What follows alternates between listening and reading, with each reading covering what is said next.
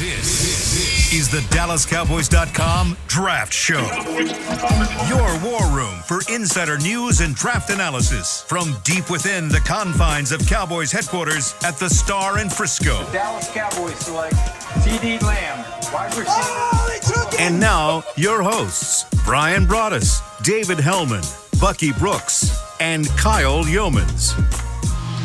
Oh, it's a new Tuesday edition of the Draft Show from the SWBC Mortgage Studios. As always, presented by Miller Lite, as the Senior Bowl is now in the rear view mirror. Next up, the NFL Combine. Oh, wait, I guess that's not happening this year. But we're going to break it down regardless here on the Draft Show. We've got Bucky Brooks, Brian Broaddus, David Hellman. I'm Kyle Yeomans, Chris Beam in the back doing fantastic work as always, as we are now 83 days out, gentlemen, from the NFL Draft that is supposed to be held in Cleveland, Ohio. And, well, the Senior Bowl was held in Mobile, Alabama over the last couple of days and concluded their festivities on Saturday. And one credit to Jim Nagy and company of getting the Senior Bowl all the way through with only one positive COVID test, over 3,400 administered throughout the week down in Mobile. Two, a really great showing for a lot of guys that we're going to kind of break down, some of which that may be wearing stars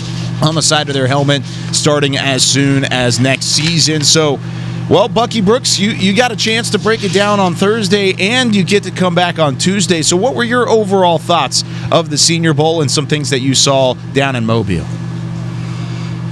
Well, I mean, I think it was great that they were able to get the game played without a hitch. I think it was probably the most important Senior Bowl that we have seen in some time. Without the combine, without a lot of these private workouts, this is the last time that you're going to get a chance to see guys play ball. And I think there were a lot of players down there that helped themselves. I think you're going to have a faction of scouts that kind of lean on the players that played most recently, and that lasting impression from the Senior Bowl is really going to impact the way draft boards are stacked around the league. Right.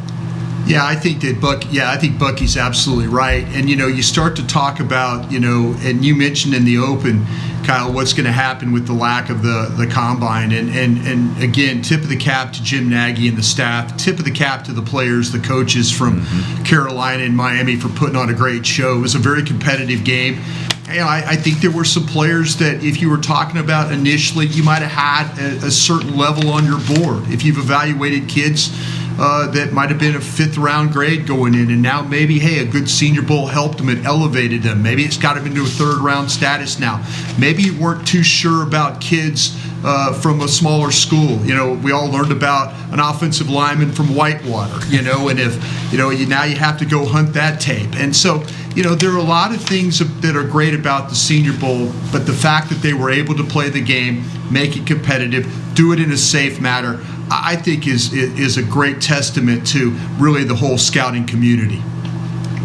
It was such a relief, too. Obviously, it's an unprecedented Senior Bowl. Brian, you and I didn't go, which is, it's a change for us. But, it felt very similar. You get to sit down and watch the practices and see all the same stuff. I was watching it from my couch instead of the press box at the stadium, but I still felt like I was able to glean information from it. And I guess, maybe I should have expected that, but you get so used to doing it one way over the course of 7 or 8 years. I had a lot of misgivings, but by Thursday, I felt like I had just as similar a grasp on what was going on as I usually do. So it was a nice relief that you were still kind of able to glean information from Mobile, even though, obviously very, very different. It did feel a little bit different in the fact that I feel like if we were in the stadium, and it wasn't at Ladd Peoples this year, it was across the street in South Alabama's campus, but if you were in the stadium, I feel like you would see one side of the field, whereas if you're watching from home, you actually get to see the All-22 and actually kind of get to see it as it comes in. The NFL did a nice job of kind of updating things along the way, and so maybe you get to see a little bit more off the top and maybe get to not have those preconceived notions whenever it comes to scouting these players. Because, Brian, I mean, I know you know this very well, as most do in the past, of being at a Senior Bowl, being in one end zone, and then the defensive lineman and offensive lineman are in the other end zone. You can't really scout at that point. But if you hear some things and rumblings from other people that were in that end zone, you didn't have that this year. You just had kind of the straightforward all-22 tape to evaluate, and teams are the same way.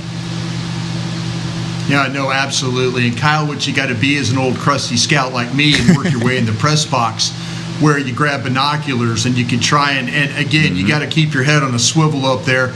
Bucky was always down there in the middle. Bucky liked to be right where the action was. I was always up top, hanging out with Ozzie Newsome, and and that was fun for me because I always got an education sitting next to Ozzie during that time. But yeah, the evaluation part of it for the Senior Bowl will never change. The fact that you could be in the stands, that you could get the film later on, and the fact that the teams, too, do a great job. I thought the Carolina Panthers, the Dolphins did a great job of the type of practices that they were having, the one-on-one stuff. That's what you want out of the Senior Bowl. You want to see those compete parts. The chance when they're in the individual drills and stuff, yeah, you can see the footwork, the athletic ability, but man, it was those competitive situations that really got you going and really helped you with your evaluation. Yeah, Brian, I think there was something to that, like just the pace and tempo of practice. The fact that both of these coaching staffs, to me, appear to be like these urgent teaching coaching staffs, like trying to get guys moving, trying to see if they can adjust and adapt to the tempo. I thought that was outstanding. I thought the situations that both teams utilized, whether it's 2-minute, whether it's coming out the back, those things that were kind of sprinkled in throughout the practice day, gave us a chance to see players in critical situations just to see how they perform. And you may not hold those things differently, but you do want to see how guys react when it does count and when they are kind of keeping score. I did really think that Matt Rule and Brian Flores kind of stole the show, as the coaching staffs. I thought, one, Matt Rule, who, I mentioned this last week, but I knew him down in Waco, he's always had that intense practice, even the two-a-days and such at Baylor, and when he kind of brought from the college level, he has those same kind of practices with the Carolina Panthers, and you saw that, of course, at the Senior Bowl this past week. But, man, I really like Brian Flores, too, Bucky, and what he brings to the table as a teaching head coach, as somebody that evaluates. How much do you think these prospects gained from being down there, and how much do you think coaching staffs around the league recognize the fact that they might have gained from being with these two sides? I'll tell you, having played in the Senior Bowl back in '94, a long time ago, I will say that it's your first introduction to the way the pro game is, and there is a difference. The tempo, the intensity is a lot different than where you come from at the collegiate level. And I think Brian Flores and Matt Rule did a great job of introducing guys to the phrase, hey, be a pro. Be on time, play hard, know what you're supposed to do, make sure you're prepared. When you're on the field, there's a certain standard of expectation in terms of your performance. I think those things are great. And I think for those coaching staffs and personnel staffs, they have such a huge advantage over everybody else because for 115 or so players, they really got to know them. And in a draft where you don't have the combine and the other stuff where you get to know people, they have information that others won't have, and that should help them when it comes time to make picks.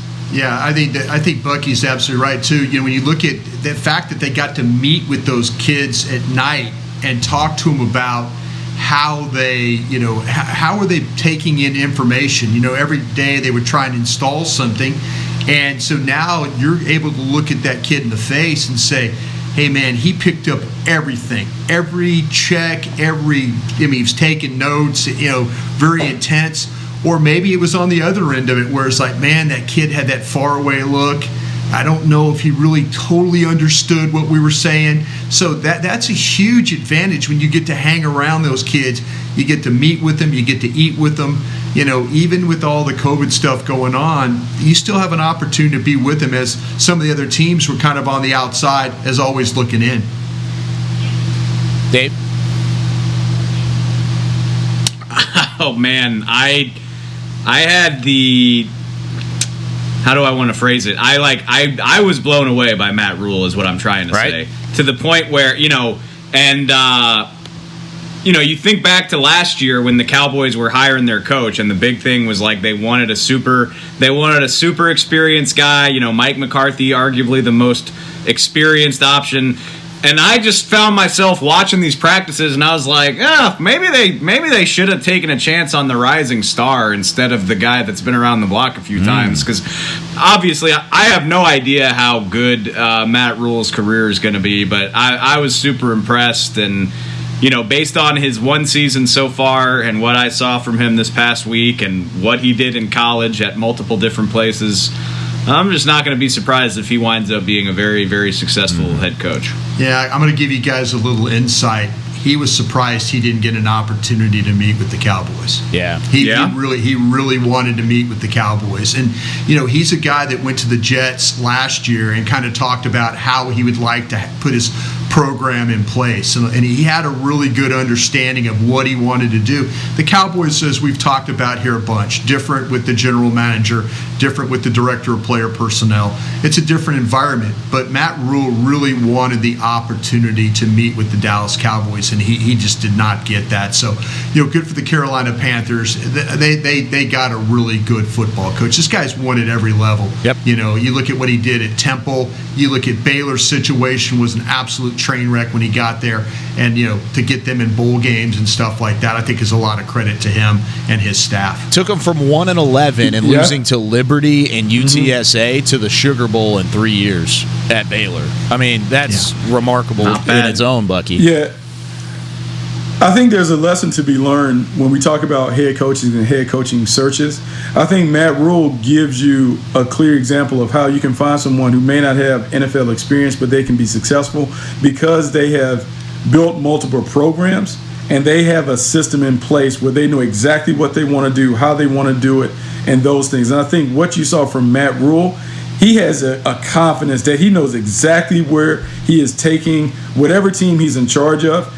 And because he's kind of had a tried and true formula that's been time tested and it's worked at different locations, I think that emboldens him. And that's why he was so, I won't say arrogant, but that's why he walked away from the Jets like, no, if I can't do it the way that I want it, I'm good. I'll wait for a situation where I can do it the way that I know needs to be done because I've been successful doing it that way. I think it's important. Yeah, I think he's going to have a lot of success. And unfortunately, like some people in the chat have joked already, I'm watching the Periscope stream, and they joked, well, we can't draft a coach. That's unfortunate whenever it comes to the Dallas Cowboys. And I mean, hey, nothing against Mike McCarthy. I like Matt Rule a lot. But Mike McCarthy's got to make some picks coming up in the next couple of months from the Senior Bowl. So winners and losers from the Senior Bowl. And I hate even saying the word losers because I feel like it's really hard to decline whenever you go and you show out and you compete at the Senior Bowl. But Dave, you talked about sitting down and getting everything you got from Mobile like you have in the past. But were there anybody that stuck out as a winner this week and somebody that really, really raised their draft stock more so than you thought they would going into it? I don't know about more so than I thought they would, but I love it. I love it when a plan comes together because we sat down on Tuesday morning and, Bucky was unavailable, so Jeff Kavanaugh joined our show. And Jeff was like, you better watch this Central Florida safety, Richie Grant. Yep. And I'm like, okay, I'm absolutely. So, that day I sat down with his UCF tape, watched that for about an hour and a half. I was like, this guy kicks ass. I like him a lot. Then I start watching Senior Bowl practice, and he's kicking ass at the Senior Bowl as well. Picking guys off, batting down passes. Watched him on tape. They use him a variety of different ways. He can cover. He's not afraid to tackle. He's a good blitzer.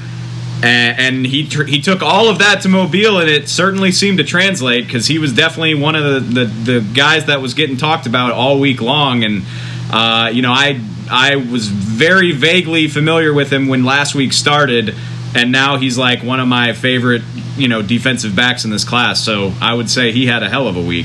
Yeah, welcome to the party, David. Hey, nice to have you here. Hey, as long as I'm here, here, you doesn't matter made when the you journey. Get there. That's all that matters. As long as you make the journey. Yeah, Kyle, if I could stick in the defensive back area too, sure. I think I didn't know a whole heck of a lot about Keith Taylor from Washington, and and again, when you start to watch the Washington players, Elijah Molden is a guy that we kind of talk about there and stuff, but Keith Taylor, I think, really helped himself, measuring in at 6'2", 188 pounds. Yep. We're talking about a guy that's got the length, he's got the reach. He was very competitive in the drills. I remember watching a couple of times where him and Des Fitzpatrick were going at it pretty good in the one-on-one stuff. And so, that's the kind of stuff that you really, really need. When you want to evaluate, how's a guy, is he around the ball? Is he knocking balls down? Is he making plays? Is he sticky in coverage? Is he a long, rangy type of a build? I mean, as Bucky would say, he checks off a lot of the boxes for you.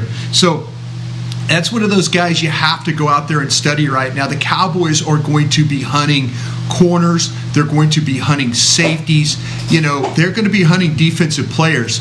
Start with the guys, as you know, from what I'm learning a lot about what you're going to get from this from their defensive coordinator now is that you want these players. They look for long, rangy guys, is what they're talking, and guys that can run. They're really worried about the deep part of the field and having to carry that. So you got to be able to run, but you got to have some length to you to be able to knock down those passes and get your hands on the balls. Keith Taylor, I thought, had a really good week from the University of Washington. Man, it's funny because you guys have hit two of the guys that really stood out to me in the secondary. Obviously, when we're looking at it from the Cowboys standpoint, all eyes are on the secondary and then up front. And so last thing about Keith Taylor, 6'2", 185, he's from Southern California. The only thing that I think those people who were upset about the Byron Jones situation might find issue with Keith Taylor because he played 3-4 seasons and he doesn't have one career interception. Yeah. And so depending upon where their ball skills are valued over length, that could be something. So now it's about, we can't even really have the private workout. So at the pro day, can he catch the ball? How does he play the ball in the air? Like, that is the uncertainty that you can't check off in the box. Richie Grant was fantastic. His ability not only to kind of play from the deep middle, but he can play man-to-man. In one-on-ones, he was locking people up and even bounced outside to corner. I think the other guy that stood out from Central Florida, Robert Rochelle, for a little bit the first couple of days, when you dig in his background, the 10-8 time in Louisiana, third in the 100 meters, to go with the athleticism and the twitch. I think if you're looking for these corners in this new system, you have to look for an athlete because I think that athleticism is going to be a big part of what they want to do on the perimeter. Rochelle was Kyle, if I can mention one more guy. Yeah, I'm sorry. Go ahead. I was just going to say Rochelle was another guy that Jeff Kavanaugh talked about last week. Yeah, sure did. I mean, Central Florida did a nice job, with their Josh Heupel now going to Tennessee. I mean, he's been able to build a nice program there at Central Florida. It'll be interesting to see if he can kind of fix things at Tennessee now. Another kid I want to point out, too, on the defensive side of the ball, and this is one of my favorite schools, and David Hellman's father went to school here at Tulane, but Cameron Sample. Cameron Sample from Tulane. Now, this is a kid that's 6'3", 274 pounds. Where are you going to play him? You're going to play him in? Could you play him inside? He's kind of got that body that can lend you to do a little bit more. But I thought he was a guy, as you watch the drills and stuff like that, the way he was able to capture the edge, the way he was able to put pressure on blockers. Keep an eye on Cameron Sample going forward here as a guy that probably could rise up the board. Again, he's got a good-looking body there. He can get the corner. He can attack. And he's from one of my favorite schools. I hope my son ends up there at Tulane. Ooh, okay. How about that? A little Brian brought us insight right there. It's a personal thing, yeah. It's a personal thing here. I watched this kid play a bunch this year. Again, I'm loving Tulane football all of a sudden. I love what Willie Fritz and those guys are doing down there. I think they're getting better players. And again, Sample was one of those kids. He got the invite. I think he had a great week. I really do. He is that perfect tweener with that body, and that's what I thought all week long when I was watching him. And then I've got a really close friend, Brian, so I've got a kind of personal connection there too. That does a lot of their play-by-play broadcasting for Tulane. He's like an alum and does a lot of their play-by-play. And I asked him about Cameron Sample prior to the week, and the only two words he sent me back were badass. I mean, that's what he said. He loves him. Yeah. Talks about the tape. Talks about the way that he's stronger than what his 274 pounds looks at. and really that you could see that on the Senior Bowl tape. And Bucky, I know you were talking a little bit ago about these defensive backs. I was really impressed with the defensive backs just based off of the fact that it was such a strong wide receiver group.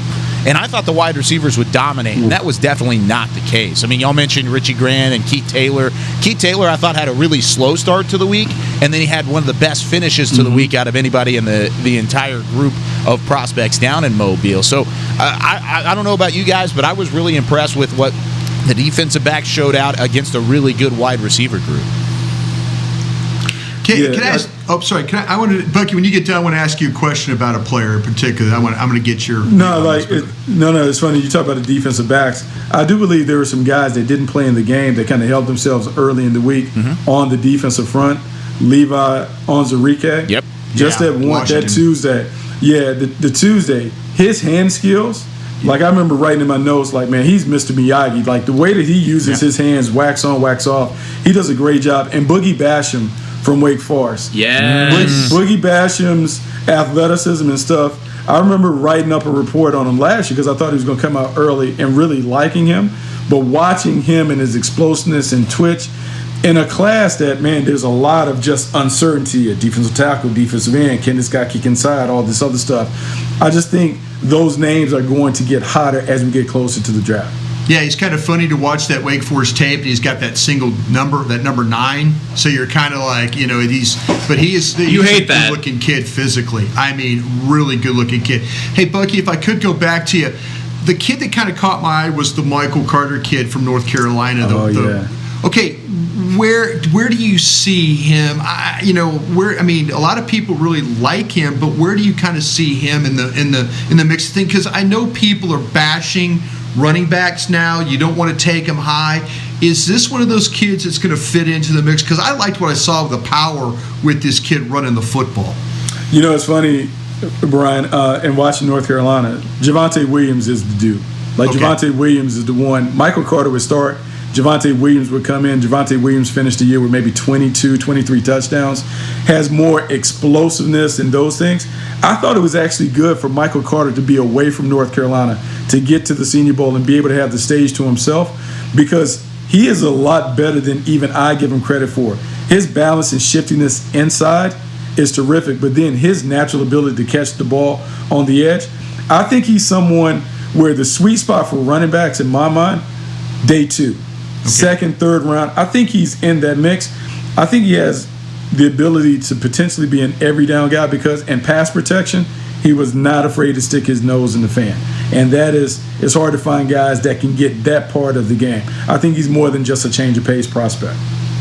I love that saying, Bucky, but every time you say stick your nose in the fan, it makes me just imagine getting my nose hit by a fan, and I don't like that very much. I'm not one of those guys. You would have to take that saying off of my film evaluation, unfortunately. But when we come back, we've got some crazy Twitter on the 20. Just by the way, we're getting wild on Twitter on the 20 today. Could the Cowboys somehow come out with 3 first-round picks? We're going to talk about with some of the craziest draft scenarios you've ever been asked, and then also a vertical threat at wide receiver. Which one's the best, or where is the best place to get a vertical threat at wide receiver? And then in the third segment, we'll talk about who had their draft stock maybe stay stagnant or drop even a little bit from their time in Mobile. Got plenty to come here on the other side of the break. This is the DallasCowboys.com Draft Show. There's nothing as unique as our eyes, which is why Essilor pioneers ways to make lenses as unique as you. Varilux for super sharp vision, Essential Blue for protection, and Crizal for freedom from glare. 3 cutting-edge solutions in a single unique lens. So whatever your needs, insist on Essilor. Visit your local Essilor experts and find the perfect lens for you.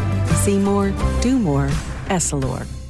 Since 1865, Stetson hats are American-made with pride right here in Texas.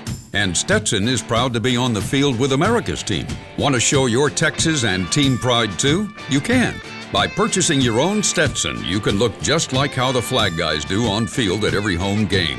Stetson hats, the official crown of all self-respecting Cowboys, and your favorite football team. Get yours today at shop.dallascowboys.com or at stetson.com. I'm Jay Novacek, former tight end for the Dallas Cowboys. Back in the day, I was the guy who always got the tough yards, and that's why I run with John Deere today. In fact, I have a John Deere 3025E tractor that can handle any yard work I need to do, even the tough yards way out back. So if you have 1 acre or 1,000, John Deere has the equipment that's just right for you. Visit a John Deere dealer today and run with us. We are the official tractor provider of your Dallas Cowboys. Dear, it's 1908. Don't you think we should get electricity? And stop using candles to see at night. It's just electricity lights up the room fast. It's more reliable than candles blowing out, and people seem to love it nationwide. Well, candles are... Dear, did you just run into the wall? Nope. May I have a new candle, please? Historically, switching to new technology is a no-brainer. Today, it's AT&T 5G. Fast, reliable, secure, and nationwide. Switch to AT&T 5G. It's not complicated. 5G requires compatible plan. May not be in your area. See att.com/5G for you for details. This is the DallasCowboys.com Draft Show. Second segment here of the DallasCowboys.com Draft Show. And, of course, 2 days a week now throughout the offseason. We've got Bucky Brooks, we've got David Hellman, Brian Broaddus, and then on Thursday we've got Dane Brugler, Jeff Kavanaugh, and Kevin KT Turner leading the way. But, well, we've got time now for some Twitter on the 20. Twitter on the 20. There it is, from Chris Beam in the back as always. And we do have some crazy scenarios to talk about on Twitter on the 20. Friends of the show chiming in. Lots of great questions again, as always. I mean, really throughout the entirety of the draft show. This is episode 15 already of the draft show. Maybe I think it's 7 for you guys or 8 for you guys, but it's 15 for me, which is crazy to think about. So Mark Bristow, he says, friend of the show, Mark Bristow, worked the draft trade chart and came out with 3 first-rounders and a third-rounder. So he was trying to do some work to get the Cowboys back up a little bit further in the draft board. Now, I know that's completely unrealistic, and so does everybody think that here, but is something like that more preferable than the 10 picks they have scattered throughout the NFL draft with the comp picks that they have to work with when you talk about the Dallas Cowboys, David Hellman? I'm not 100% sure I'm following what you're asking me. Like, we're talking about trading up or trading away from the 10th pick? So he wants to keep the 10th pick and then take the 10 picks that we have collectively and somehow work away to 3 first-rounders and a third-rounder. Does that make sense? Oh, so that's all you have is those 4 picks? Yes, instead of the 10. What are we? I mean, there's no way those other like 8 or 9 picks are going to be enough to get you 2 more first round picks. I mean, what are we giving up that gets you that? Yeah, I don't really know what trade chart he's looking at here. I think it would have to be. It would have to be future ones. I mean, to have 3 first round picks, you got to be talking about giving up future ones or players maybe. In general, I'm the first to say, like, as far as like I really only truly care about 1st through 4th round picks, like top 120. Those are the picks that matter. Those are the picks that really, build your roster. Everything else is kind of a crapshoot. So if you can get me more valuable picks, I'm down to get rid of some of those lesser ones. The problem is the lesser ones aren't worth that much. So if you want to trade a few of them and maybe get me an extra 3rd or, I don't know, maybe an extra 2nd, I'm all for it. But, yeah, I mean, 3 first-round picks, you got to give up way more than just your other 9 to do that. I don't think that's very realistic. Yeah, I think that if you really want to go up in this draft, I mean, all you really have to do is give up if you want to go to the 5 spot. Now, Cincinnati historically is a different team to trade with because when you call Duke Tobin and those guys on the phone, they say, hey, nice to hear from you, Brian. Okay, thanks for calling. And then you never hear from them again, 3 days of the draft. Everybody else you talk to multiple times. Cincinnati is one of those teams at 5. If you were interested in going that high, that would only cost you like 44. That your 2nd round pick. So you're thinking about a 400-point difference right there. those are the kinds of trades I would think about, maybe trying to go up in the first round. If you're interested. I mean, you might be in a situation where we need to see what happens with the quarterback. I know it's a broken record. Really March 9th to me is kind of a drop-dead date for the Cowboys. If we go back on this tag, the last day you can tag a player is on March 10th. If they don't have a contract done by March 9th, I am seriously thinking about evaluating quarterbacks. I really am. I don't know if I could go another year and just say, okay, fine, we'll play on the tag again, and then and try and do this all over again. I don't know how you can do business that way, but the Cowboys might think that's necessary to do. But if you're going to go up, you need to go up and to get in the top 5 if you want to potentially get one of these quarterbacks. Can I hijack this for 1 sec, Kyle? Of course. I want to hijack this. Yes. I mean, I don't know if that's the right term, but that's fine. We all saw what happened with the Rams and the Lions trading Matt Stafford for Jared Goff, and it got me thinking about some hypotheticals. Bucky and Brian, both of you, Kyle too. Sweet. If Miami offered you the 3rd overall pick, the 18th overall pick, and Tua for Dak, would you do it? I would, yeah. If we get to March 9th and we don't have him signed, yeah, sure. I'd absolutely think about it. I mean, I'll tell you what. To be honest with you, though, I mean, the Rams gave up multiple ones or gave up a 1 just so the Lions would take a bad contract. Yep. That's why they gave up. Les Snead and those guys. I mean, Les trust his pro evaluations of established players more than he does drafting players. Even though he drafted Aaron Donald, that was one of the best picks ever made. But Les trusts his pro evaluations of established players more than he does the players they can draft. But they had to kick that 1 so that Detroit would take that bad contract to Goff. So you're not in a situation where you have to do that if you're anybody else. But, yeah, you give me an opportunity. I don't have my quarterback signed. You give me 3. You give me 18. You trade me Tua. Now, we need to know what the Cowboys think about Tua's medical condition. Maybe they didn't like the hip. I mean, we need to ask if that would be the case.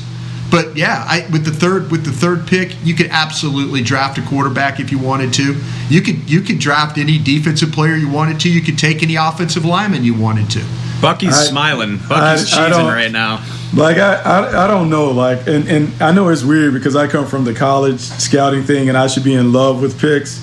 Man, give me players over picks all day. I kind of like to know what I have, what I'm getting, and I think. Okay, thanks, Les Snead. Thanks for playing today, Les. I think if I'm Les Snead and those guys, I understand the fascination. I'm not saying that maybe Matthew Stafford is that guy. We'll see, but I do understand.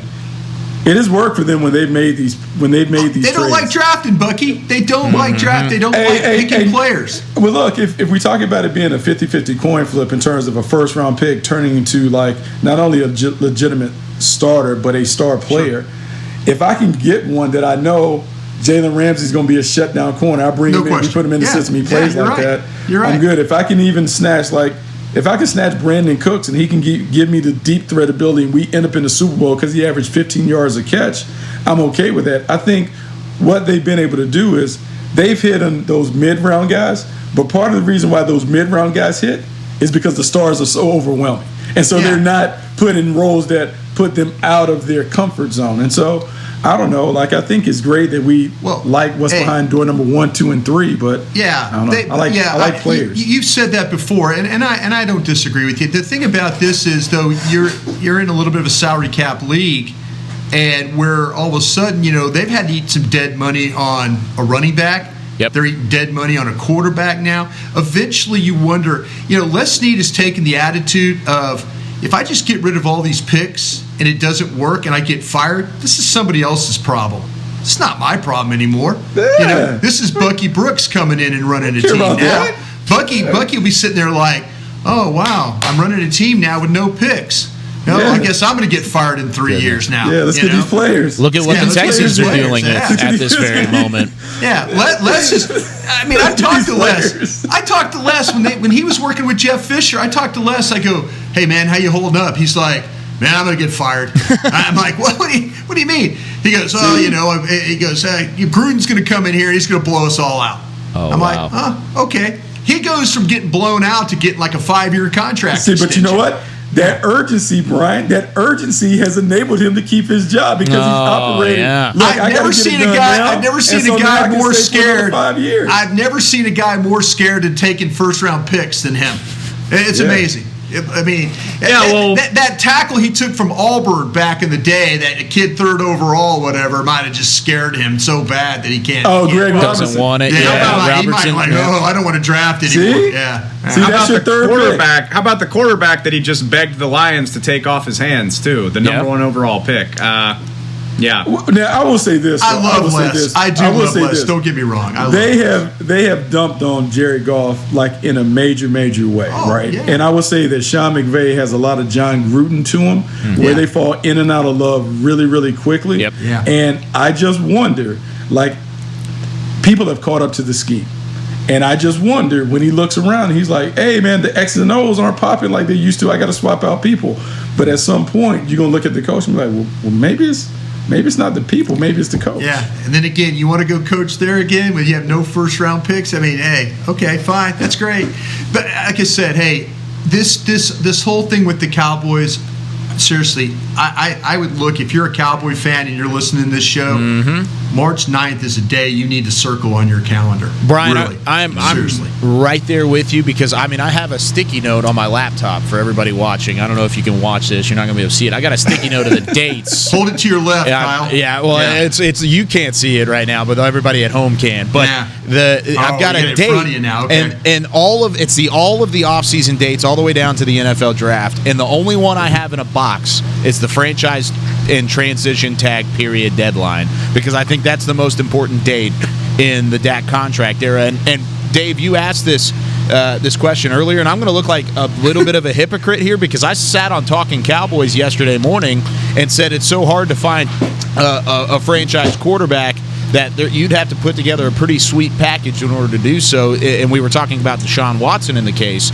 But if you told me that I had the 3rd overall pick, the 10th overall pick, the 18th overall pick, and Tua Tagovailoa, I think I would do it because you're giving me Penei Sewell, Patrick Surtain, Christian Barmore, and a young quarterback on a rookie deal that I could go and try and find some other pieces to go around. Oh my gosh, I would be all for that. But I'm a draft nut at the same time. I think you have to still consider drafting a quarterback with that 3rd overall pick if that even were to with Tua. Yeah, absolutely. Okay. I mean, it's early, but I wasn't blown away by what I saw from Tua over the second half of last season. Sure. But I'm with you though. I'm the king of the keep Dak bandwagon. Yep. I want Dak on this team. I agree. But you're falling off the bandwagon. No, that's just a hell. It's very intriguing. Brian, Brian, you are the king of investigate and educate. You got to consider all angles. And if you're telling me that's the package, if you're giving me 2 first-round picks and a young quarterback on a rookie deal, that's really hard to turn down. I'm just saying. If you're a Cowboy fan, you probably don't want Dak to be traded. You want Dak to be signed. Doom and gloom.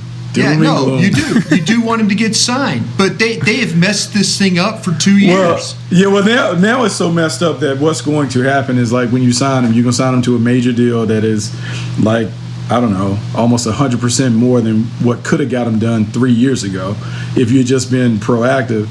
And when you can't add pieces around them, everyone's going to blame the quarterback. And so just because, I can't really understand why it went the other guys get their money before the quarterback because most don't operate like that. But now you're in a situation. I do wonder, given what we know about teams playing with quarterbacks on rookie deals, who is going to be the bold general manager that treats the NFL game like college, where you recruit those guys? You're on their station right now. Yeah, because this general manager doesn't have to worry about paying for his lake house. The rest of us that were doing this, and you're like, man, I'm going to lose my job. I'm going to lose my job if I make this move.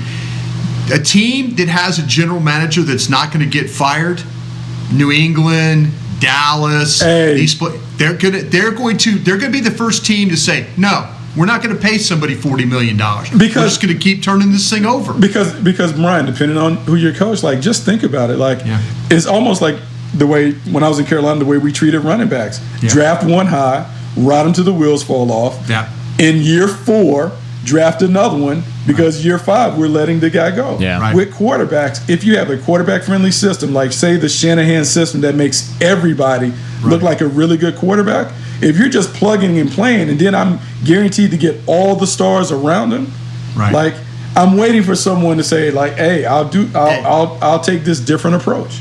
Yeah, this is why when we keep talking about drafting offensive linemen for the Cowboys, everybody goes, oh, they need defensive help. I'm thinking, nah, because you might have a new quarterback. You know, you might have to, you've got all these weapons at receivers. You got 2 quality tight ends, it look like.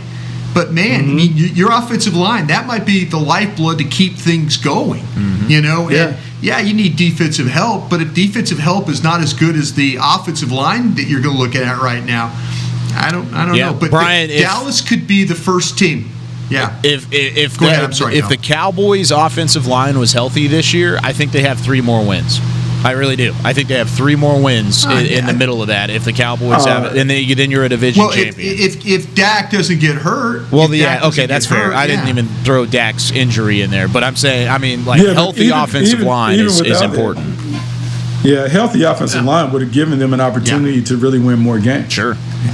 Yeah, even with the Dak injury. I could talk about this all day. I really could. I think this is a fantastic conversation. I'm learning just from listening to you guys. And then plus, I mean, as somebody who's heavily invested in the Cowboys, even as a fan growing up, I mean, this is conversations you don't necessarily want to hear, but you have to have these conversations in an NFL front office. You have to have that mentality of looking at your options and making sure and look around them. I never thought I would hear David Hellman punt on Dak Prescott. Look, man, now I know Santa Claus and the Easter Bunny don't exist. Listen, I no longer need to put my teeth under the pillow because the Tooth Fairy doesn't. Dave Hellman is punting on Dak Prescott. Kyle, believe it. Kyle is absolutely right. Just like you have to have every conversation. You have to consider every angle. You got to. If not, I love you're to not drag doing you your guys job. in the muck. My favorite thing about the draft show is dragging you guys into the muck with me. I have nobody to blame for this but myself. Yeah, you're the one that hijacked this. Bucky's trying to be strong. Yeah. Bucky's trying to be strong. Dave, you folded like a napkin. That's Brian. You're such a liar, bro. You're such a liar. You're the trade king. You want to trade everybody. Dave is going to get off this broadcast. He's going to go, God, what did I do?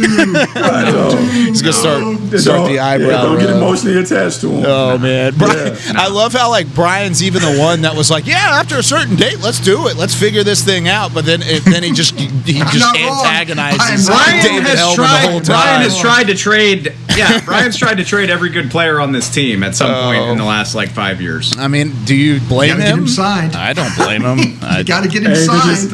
Just numbers on jerseys, Dave. Right. Don't buy the jersey with the name on the back. We're just don't buy the name plate. We always Penn State. Hold up the Penn State jersey. No name on the back. Oh, man. All right. I do want to ask one more question because we've only asked one question on Twitter on the 20, but that was so fun. It's terrible. Sorry that's so fun. Yeah, that's fair.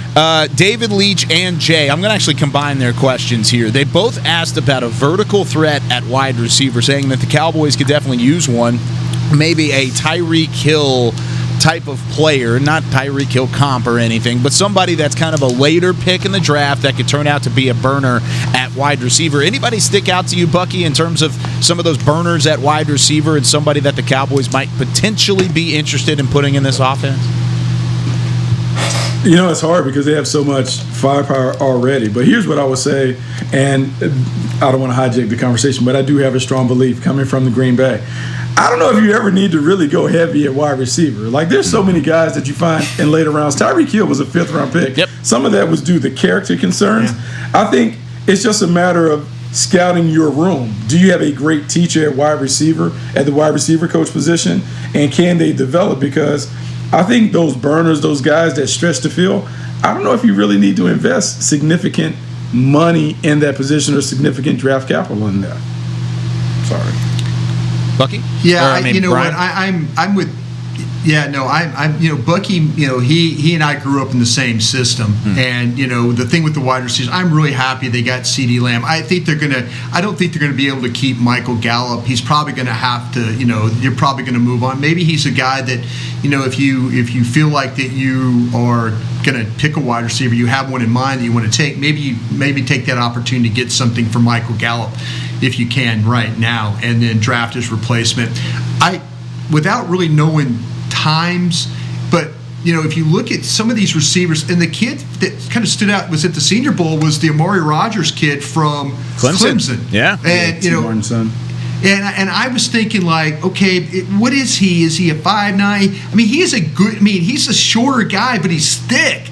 And I'm kind of watching him, but I watched Clemson tape, and I'm watching him make plays down the field. I'm watching him make plays underneath. I'm watching him do, all these things. Sure, you can go out and, and maybe even if you're talking about, I don't know, is he a second-round guy? Is he a third-round guy?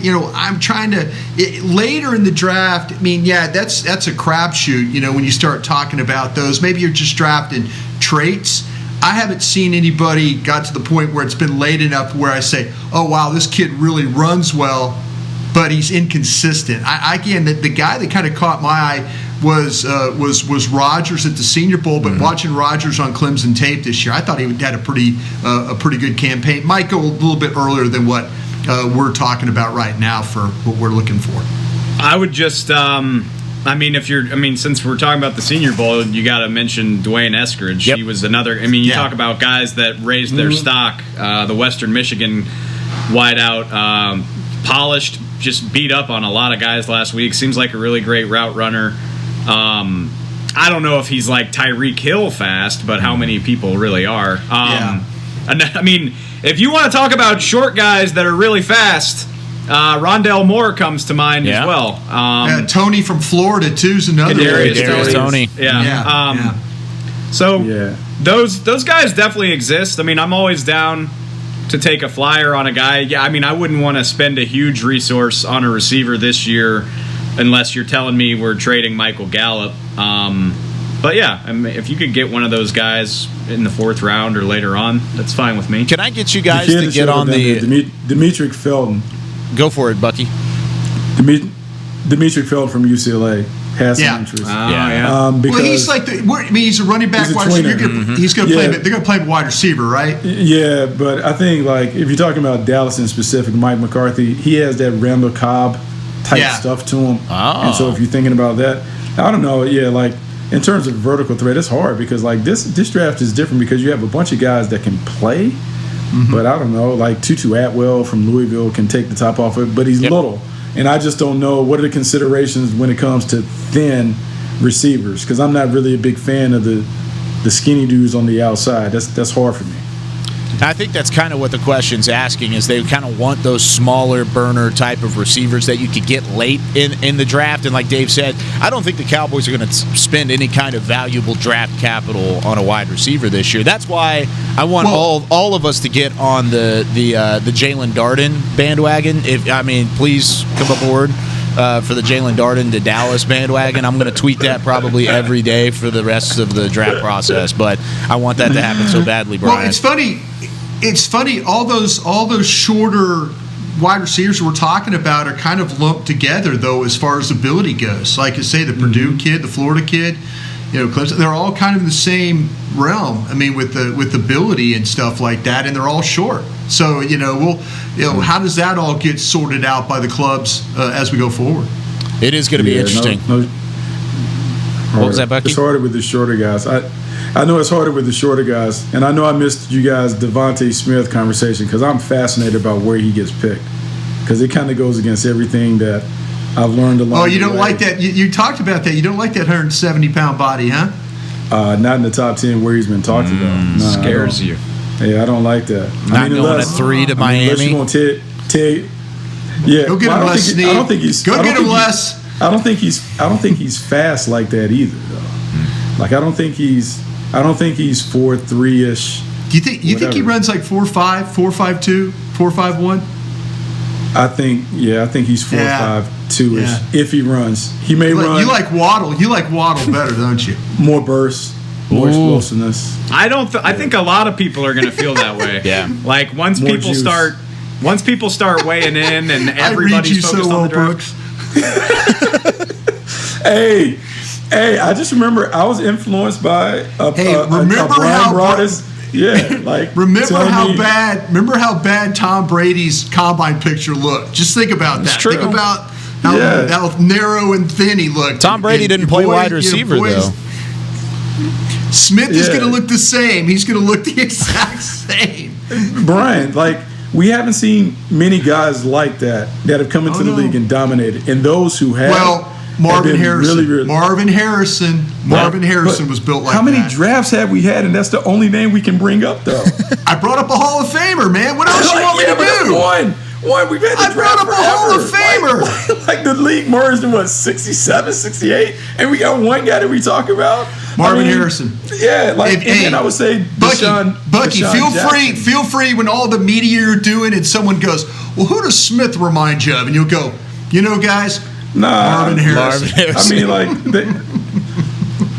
I guess, but not really. He's a strider. I don't really know who he compares to. He's not Deshaun Jackson because he's not fast like Deshaun was. Jackson can fly. Yeah. I know this is dangerous, and we always tell people not to do it. Like, where you went to school. Why are you doing it? Because I feel very confident betting on an Alabama stud receiver. That's why. Because they just crank out badass after badass. You hear that, Bucky? You're scouting the helmet. You hear that? Scouting the helmet. Okay, but scouting the helmet. To a degree, that's true. But if you are good enough to be the top dog at that school with who they practice against, who they recruit, and who they play, I'm comfortable betting that you're going to be pretty damn good. Yeah, I think I may take what do y'all eat down there? Whataburger? I think I may take a Whataburger bet on that. Ooh. Depending on what we're talking about with Smith. Dave, he's going to try and push. Dave, he's going to try pushing In-N-Out on you. Don't do it. Oh my God, you guys just I don't eat trash. You don't have the palate. You don't have the palate for such a delicacy. Oh my gosh! Like your palate is different because you've been down give me a break. We got to get out of here, West Coast. Some of that stuff. Get out of here, West Coast. Bucky puts it on lettuce. Bucky puts it on lettuce. He doesn't even do it on a bun. No, it's in a boat. It's one of the paper boats. Goodness, Bucky. Overrated food of all time. Oh my gosh. Okay, we're going to take a break on that note. Whataburger, our presenting sponsor for a lot of things around the Star. We're sorry that this came out on our show, but we are Whataburger through and through, no doubt about it. But when we come back, some guys who saw their draft stock drop a little bit, and man, Bucky, I might have to send you some Miller Lite too, because if you talk about California beer, it's not going to work the same way. It's not going to work. But we're going to be right back on the other side of the break here on the Draft Show. We're back with a tasty treat that's sweeping airwaves and taste buds. It's new Dr. Pepper and Cream Soda. Let's take a listen. Dr. Pepper and Cream Soda's here. A new combo that's music to my ears, okay. Let's play. Cream Soda and Dr. Pepper time. Pour it in a glass of ice. Ah, music to my ears and mouth. New Dr. Pepper and Cream Soda. A delicious duet. There's nothing as unique as our eyes, which is why Essilor pioneers ways to make lenses as unique as you. Verilux for super sharp vision, Essential Blue for protection, and Crizal for freedom from glare. 3 cutting-edge solutions in a single unique lens. So whatever your needs, insist on Essilor. Visit your local Essilor experts and find the perfect lens for you. See more, do more, Essilor. The Cowboys way, where 16 Hall of Famers and 5 championships shows us what success looks like. Where turkey is always the second best part of Thanksgiving Day. Where we are all defined by one single thing, the star. Where we as fans know it's our job to keep the tradition going. Bank of America is proud to be the official bank of the Dallas Cowboys and to support the quest of living life the Cowboys way. Copyright 2020, Bank of America Corporation. Dear, it's 1908. Don't you think we should get electricity? And stop using candles to see at night. It's just electricity lights up the room fast. It's more reliable than candles blowing out, and people seem to love it nationwide. Well, candles are... Dear, did you just run into the wall? Nope. May I have a new candle, please? Historically, switching to new technology is a no-brainer. Today, it's AT&T 5G. Fast, reliable, secure, and nationwide. Switch to AT&T 5G. It's not complicated. 5G requires compatible plan. May not be in your area. See att.com/5G for you for details. This is the DallasCowboys.com Draft Show. Back here on the DallasCowboys.com Draft Show, presented by Miller Lite, as always. And, well, we're going into the final segment here, and we've got a lot to talk about of the draft, but I just really quickly want to talk about my excitement and the fact that the NCAA football video games are coming back from EA Sports. I am pumped about that. And talk about college football and NFL draft. I love Madden and all of that stuff. And so if you're an NFL or NCAA fan and a gamer at the same time, this is a day to be rejoicing. But really quickly, guys, I mean, we've got about 5 minutes before we're overtime. I know we're going to go over. Sorry, Chris. But, Brian, any guys that stuck out at the Senior Bowl that did not necessarily help their draft stock just from their performance down in Mobile?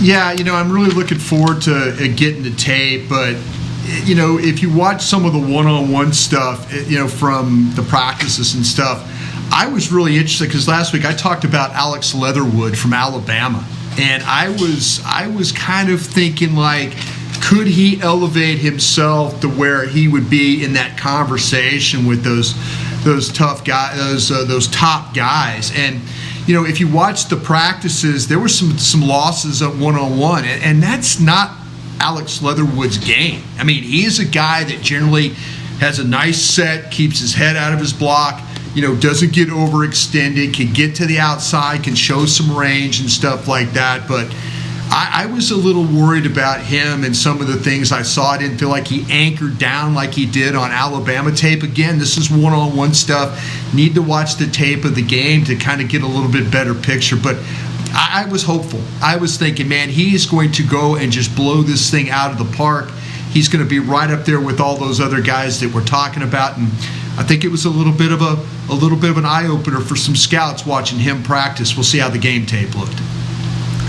Yeah, you talk about Leatherwood. I would go the quarterback position outside of Mac Jones.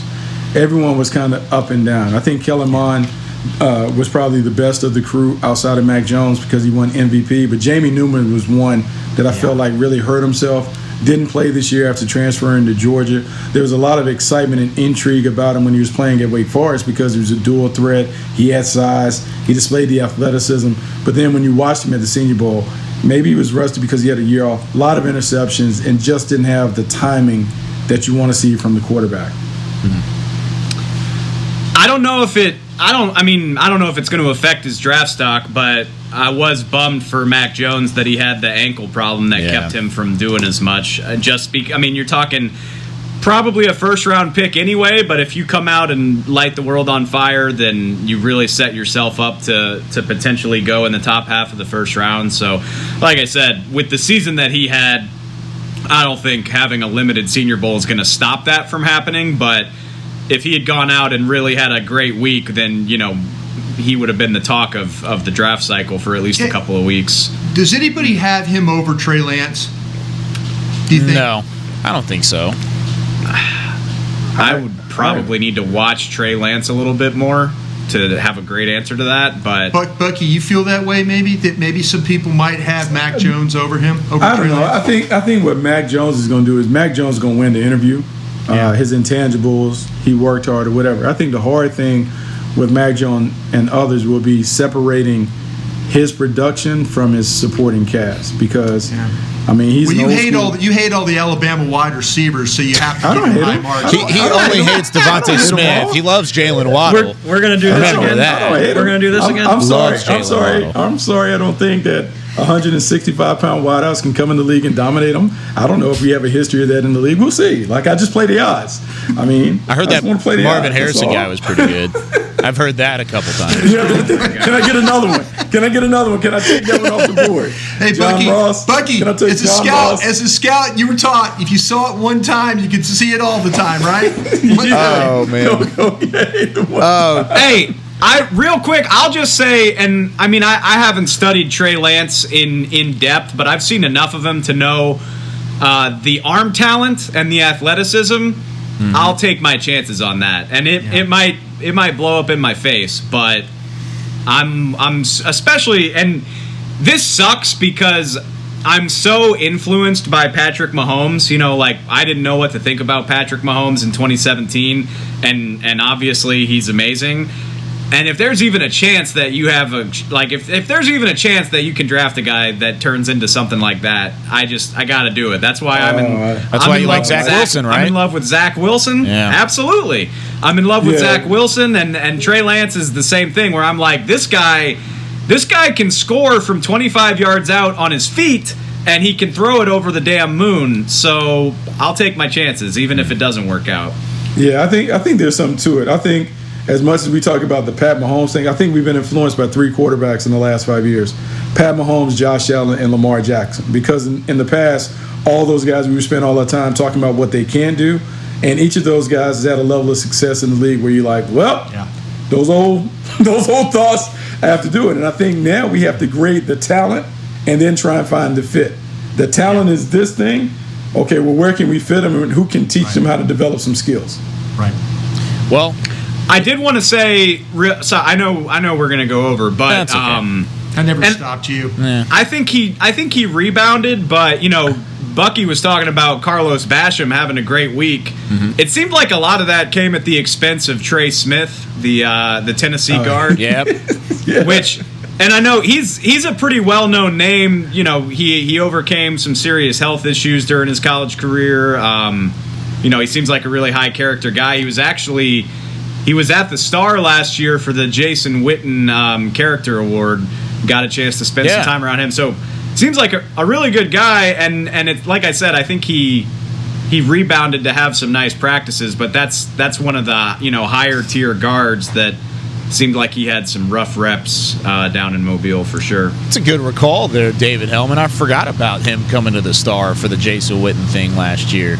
That's good. Hey, how about that? That's the kind of insight that David Hellman provides you on the DallasCowboys.com draft show, as always. But that's going to do it for us this week, or at least this Tuesday. This group will be back next Tuesday, 10 a.m. Be sure to join Dane Brugler, Jeff Kavanaugh, Kevin Turner on Thursday, same time, same place, right here on DallasCowboys.com. But for Chris Beam, for Bucky Brooks, Brian Broaddus, and David Hellman, I'm Kyle Yeoman saying so long. Thanks for joining us this week on the Draft Show, presented by Miller Lite. This has been a production of DallasCowboys.com and the Dallas Cowboys Football Club. How about this, Cowboys? Yeah!